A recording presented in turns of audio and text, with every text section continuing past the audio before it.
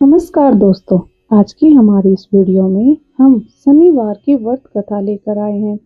अग्नि पुराण के अनुसार शनि ग्रह की पीड़ा से मुक्ति के लिए मूल नक्षत्र युक्त शनिवार से आरंभ करके 7 शनिवार शनिदेव की पूजा करनी चाहिए और व्रत रखकर कथा करनी चाहिए।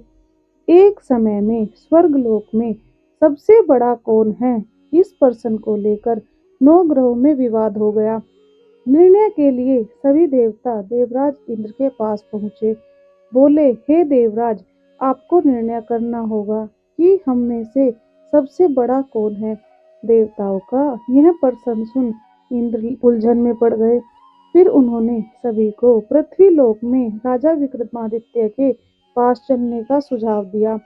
सभी ग्रह भूलोक राजा विक्रमादित्य के दरबार में पहुंचे।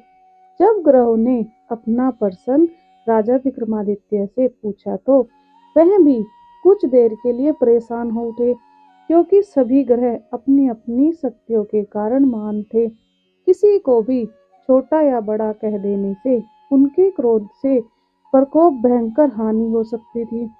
अचानक राजा विक्रमादित्य को एक उपाय सूझा। उन्होंने विभिन्न धातुओं जैसे सोना, चांदी, कांसा, तांबा, सीसा, रांगा, जस्ता, ऐबरक व लोहे के 9 आसन बनवाए।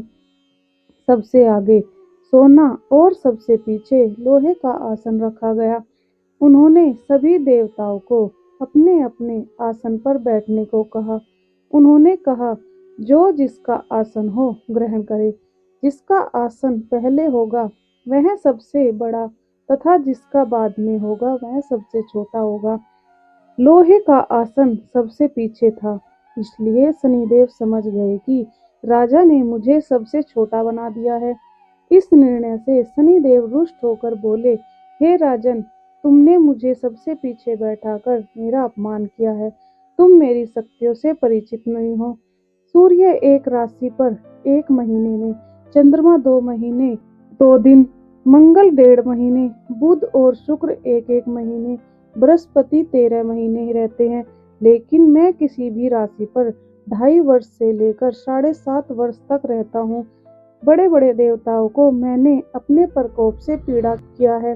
अब तू भी मेरे प्रकोप से सावधान रहना। इस पर राजा विक्रमादित्य बोले, जो कुछ भाग्य में लिखा होगा देखा जाएगा। इसके बाद अन्य ग्रहों के देवता तो प्रसन्नता के साथ चले गए, परंतु शनिदेव बड़े क्रोध के साथ वहां से विदा हुए। कुछ समय बाद जब राजा विक्रमादित्य पर 7.5 की दशा आई तो शनिदेव ने घोड़े के व्यापारी का रूप धारण कर और बहुत से घोड़ों के साथ विक्रमादित्य के नगर पहुंचे। राजा विक्रमादित्य उन घोड़ों को देखकर एक अच्छे से घोड़े को अपनी सवारी के लिए चुनकर उस पर चढ़े। राजा जैसे ही उस पर चढ़े और सवार हुए, वह बिजली की गति से दौड़ पड़ा। तेजी से दौड़ता हुआ घोड़ा राजा को दूर एक जंगल में ले गया और वहां राजा को गिराकर गायब हो गया। राजा अपने नगर लौटने के लिए जंगल में भटकने लगा। उसे कोई रास्ता नहीं मिला। राजा को भूख प्यास लगाई। बहुत घूमने पर उन्हें एक चरवाहा मिला। राजा ने उससे पानी मांगा। पानी पीकर राजा ने उस चरवाहा को अपनी अंगूठी दे दी और रास्ता पूछकर जंगल से निकलकर पास के नगर में चल दिए। नगर पहुंचकर राजा एक सेठ की दुकान पर बैठ गए। राजा के कुछ देर दुकान पर बैठने से सेठ की बहुत बिक्री हुई। सेठ ने राजा को भाग्यवान समझा और उसको अपने घर भोजन कराने ले गया। सेठ के घर में सोने का एक हार खूंटी पर लटका हुआ था। राजा को उस कमरे में छोड़कर सेठ कुछ देर के लिए बाहर चला गया। तभी एक आश्चर्यजनक घटना घटी। राजा के देखते ही देखते खूंटी सोने के हार को निगल गई। सेठ ने जब हार गायब देखा तो उसने चोरी का संदेह राजा पर किया और अपने नौकरों से कहा कि परदेसी को रस्सियों से बांधकर नगर के राज के पास ले चलो। राजा ने विक्रमादित्य से हार के बारे में पूछा तो उन्होंने बताया कि खूंटी ने हार को निगल लिया। इस पर राजा क्रोधित हुए और उन्होंने चोरी करने के अपराध में विक्रमादित्य के हाथ पांव काटने का आदेश दे दिया। सैनिकों ने राजा विक्रमादित्य के हाथ पांव काटकर उन्हें सड़क पर छोड़ दिया। कुछ दिन बाद एक तेली उन्हें उठाकर अपने घर ले गया और उसे कोलू पर बैठा दिया। राजा आवाज देकर बैलों को हाँकता रहा। इस तरह तेली का बैल चलता रहा और राजा को भोजन मिलता रहा। शनि के प्रकोप की 7.5 पूरी होने पर वर्षा ऋतु प्रारंभ हुई। एक रात विक्रमादित्य मेघ मल्हार गा रहा था। तभी नगर की राजकुमारी मनभावनी रथ पर सवार हो उसके घर के पास से गुजरी। उसने मल्हार सुना तो उसे अच्छा लगा और दासी को भेजकर गाने वाले को बुलाने को कहा। दासी लौटकर राजकुमारी को अपंग राजा के बारे में सब कुछ बता दिया। राजकुमारी उसके मेघ मल्हार से बहुत मोहित हुई और सब कुछ जानते हुए भी उसने अपंग राजा से विवाह करने का निश्चय किया। राजकुमारी ने अपने माता पिता से जब यह बात कही तो वह हैरान रह गई। उन्होंने उसको बहुत समझाया पर राजकुमारी ने अपनी जिद नहीं छोड़ी, प्राण त्याग देने का निश्चय कर लिया। आखिरकार राजा रानी को विवश होकर अपंग विक्रमादित्य से राजकुमारी का विवाह करना पड़ा। विवाह के बाद राजा विक्रमादित्य और राजकुमारी तेली के घर में रहने लगे। उसी रात स्वप्न में शनिदेव ने राजा से कहा, राजा तुमने मेरा प्रकोप देख लिया, मैंने तुम्हें अपने अपमान का दंड दिया है। राजा ने शनिदेव से क्षमा करने को कहा और प्रार्थना की, हे शनिदेव आपने जितना दुख मुझे दिया है अन्य किसी को ना देना। शनिदेव ने कहा, राजन मैं तुम्हारी प्रार्थना स्वीकार करता हूँ।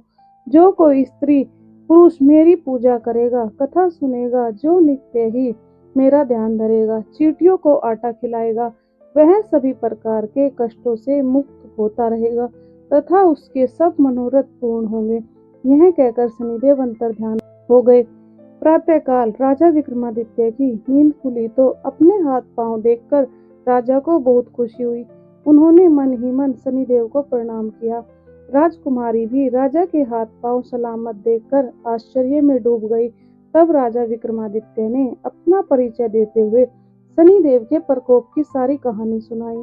इधर सेठ को इस बात का पता चला तो दौड़ता हुआ आया और राजा विक्रमादित्य के चरणों में गिरकर क्षमा मांगने लगा। राजा विक्रमादित्य ने उसे क्षमा कर दिया क्योंकि वह जानते थे कि यह तो सब शनिदेव के प्रकोप के कारण हुआ था। सेठ राजा विक्रमादित्य को पुनः अपने घर ले गया और उसे भोजन कराया। भोजन कराते समय वहां एक आश्चर्य घटना घटी। सबके देखते देखते उस खूंटी ने हार उगल दिया। सेठ ने अपनी बेटी का विवाह भी राजा के साथ कर दिया और बहुत से स्वर्ण आभूषण धन आदि देकर राजा को विदा किया। राजा विक्रमादित्य राजकुमारी मनभावनी और सेठ की बेटी के साथ अपने नगर वापस पहुंचे तो नगरवासियों ने हर्ष के साथ उनका स्वागत किया और अगले दिन राजा विक्रमादित्य ने पूरे राज्य में घोषणा कराई कि शनिदेव सब ग्रहों में सर्वश्रेष्ठ हैं। प्रत्येक स्त्री पुरुष शनिवार को उनका व्रत करे और व्रत कथा अवश्य सुने। राजा विक्रमादित्य की घोषणा से शनिदेव बहुत प्रसन्न हुए। शनिवार का व्रत करने और व्रत कथा सुनने से शनिदेव की अनुकंपा बनी रहती है और जातक के सभी दुख दूर होते हैं। बोलो शनिदेव महाराज की जय।